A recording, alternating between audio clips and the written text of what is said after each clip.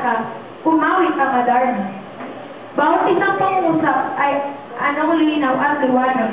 Marami ding bagay na naibunyag sa katamis Ngayon, ang ng gusto niya ng biduluan na nagtingin ng maraming hirap pati kamatayan ay halos pagdaan para lamang masunod ang inyong ulo.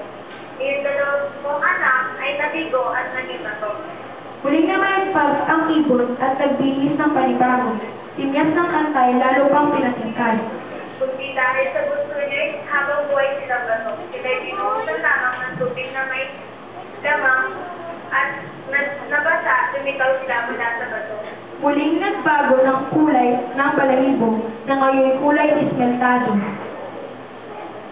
Sinalok ang tubig sa ilog, sa alibig ng bundok, tubig na sigrinaw ng bubog, mabisa na gamot. Biniging ng katunggat ng epitanyang mabait. Kaapat na bihis naman, ngayon mukhang diamanteng kumikislap.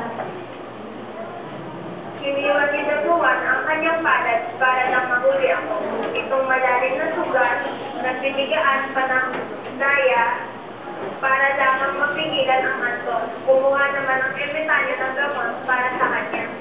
Nagbihis ng ikalima ang Adarna at sinabi sa monarka,